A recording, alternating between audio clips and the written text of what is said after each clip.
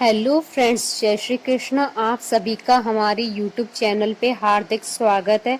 आज हम आपको शरद पूर्णिमा की कथा, पूजा विधि, शुभ मुहूर्त और महत्व के बारे में बताएंगे। हिंदू पंचांग के अनुसार शरद पूर्णिमा अश्विन मास की पूर्णिमा को आती है। इस बार शरद पूर्णिमा 30 अक्टूबर शुक्रवार को मनाई जाएगी। ज्योतिष्य के अनुसार पूरे वर्ष में केवल इसी दिन चंद्रमा 16 कलाओं से परिपूर्ण होता है। शरद पूर्णिमा को कौमुदी व्रत, कोजागरी पूर्णिमा और रास पूर्णिमा के नाम से भी जाना जाता है। पौराणिक मान्यताओं के अनुसार शरद पूर्णिमा को ही भगवान श्री कृष्ण ने महारास रचाया था। ऐसी धार्मिक धारणा है कि शरद पूर्णिमा की रात्रि में चांद अपनी 16 कलाओं से युक्त होकर धरती पर अमृत की वर्षा करता है। शरद पूर्णिमा की रात को खीर बनाकर पूरी रात चांद की रोशनी में आसमान के नीचे रखा जाता है।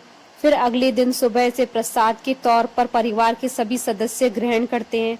मान्यता है कि जो भी व्यक्ति शरद पूर्णिमा पर खीर का प्रसाद ग्रहण करता है, उसके सभी रोग समाप्त हो जाते हैं। वहीं ज्योतिष शास्त्र के अनुसार जिन जातकों की कुंडली में चंद्रमा शुभ फल नहीं देते हैं, उन्हें खीर का सेवन जरूर करना चाहिए। इसके अलावा यह भी मान्यता है कि शरद पूर्णिमा के दिन देवी लक्ष्मी का आगमन होता है। इस कारण से देवी लक्ष्मी को प्रसन्न करने के लिए इस दिन उनकी विशेष पूजा की जाती है। शरद पूर्णिमा के दिन अगर आप अपने घर में माता लक्ष्मी की प्रतिमा को स्थापित करते हैं और घर में 101 दीप जलाते हैं, तो आपके घर से सभी नकारात्मक ऊर्जा दूर होंगी और आप हमेशा सुखी और समृद्ध रहेंगे। शरद पूर्णिमा का व्रत संतान प्राप्ति और संतान की लंबी आयु के लिए भी रखा जाता है। शरद पूर्णिमा से लेकर कार्तिक पूर्णिमा तक नित्य दीपदान करने से दुख और दारिद्र्य का नाश होता है। शरद पूर्णिमा का शुभ मुहूर्त, पूर्णिमा तिथि प्रारंभ होगी 30 अक्टूबर 2020 को शाम को 5:47 से और पूर्णिमा तिथि का समापन होगा 31 अक्टूबर को रात्रि 8:21 पर। चंद्रोदय शाम को 7:12 पर होगा। शरद पूर्णिमा की पूजा विधि। शरद पूर्णिमा के दिन सुबह ब्रह्म मुहूर्त में उठकर किसी पवित्र नदी में स्नान अवश्य करें। इसके बाद एक चौकी पर लाल कपड़ा बिछाकर उस पर माता लक्ष्मी की मूर्ति या तस्वीर स्थापित करें और उन्हें लाल पुष्प, नैवेद्य, इत्र और सुगंधित चीजें चढ़ाएं। आराध्य देव को सुंदर वस्त्र आभूषण पहनाएं। आवाहन, आसन, आचमन, वस्त्र, गंध, अक्षत, पुष्प, धूप, दीप, नैवेद्य, तांबूल, सुपारी और दक्षिणा आदि अर्पित कर पूजन करें।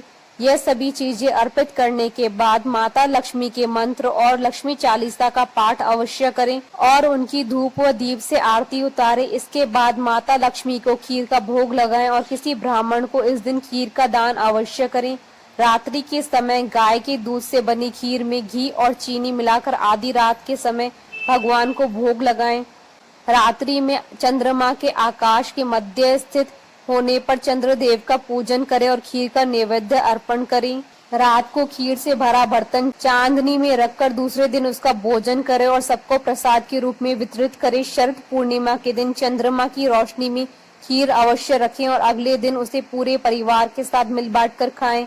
पूर्णिमा का व्रत करके कथा सुननी चाहिए। कथा से पूर्व एक लोटे में जल और गिलास में गेहूं, पत्ते के दोने में रोली व चावल रखकर कलश की वंदना करें और दक्षिणा चढ़ाएं। इस दिन भगवान शिव और पार्वती और भगवान कार्तिकेय की पूजा होती है।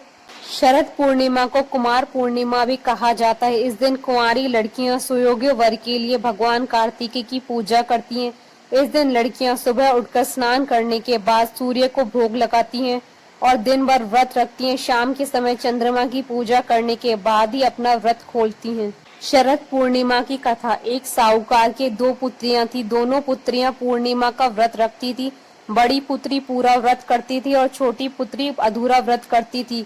हुआ यह कि छोटी पुत्री की संतान पैदा होते ही मर जाती थी। उसने पंडितों से इसका कारण पूछा तो उन्होंने बताया कि तुम पूर्णिमा का अधूरा व्रत करती थी, जिसके कारण तुम्हारी संतान पैदा होते ही मर जाती है। पूर्णिमा को पूरे विधि विधान से पूजा करने से तुम्हारी संतान जीवित रह सकती है। उसने शरद पूर्णिमा का व्रत किया, तब छोटी पुत्री के यहाँ संतान पैदा हुई, लेकिन वह भी शीघ्र मर गई। उसने अपनी संतान के लिटाकर ऊपर से कपड़ा ढक दिया, फिर अपनी बड़ी बहन को बुलाकर लाई और उसी जगह पर बैठने को कहा जहाँ उसने अपनी संतान को उसने कपड़े में ढका था। बड़ी बहन जब बैठने लगी तो उसका घाघरा बच्चे को छू गया और घाघरा छूते ही बच्चा रोने लगा। बड़ी बहन बोली, तुम मुझे कलंक लगाना चाहती थी, मेरे बैठने से ये मर जाता। तब छोटी बहन बोली, यह तो पहले से ही मरा हुआ था, तेरी भाग्य से ये जीवित हो गया, तेरे ही पुण्य से ये जीवित हुआ है।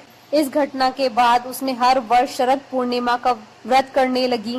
बोलिए भगवान विष्णु की जय, जय माता लक्ष्मी की जय, सनातन धर्म की जय। आशा करती हूँ कि आपको शरद पूर्णिमा की कथा, पूजा विधि, महत्व और शुभ मुहूर्त का ये वीडियो पसंद आया होगा। तो आप इस वीडियो को अधिक से अधिक लाइक और शेयर कीजिएगा ताकि सभी भक्तों को इस वीडियो का लाभ प्राप्त हो सके।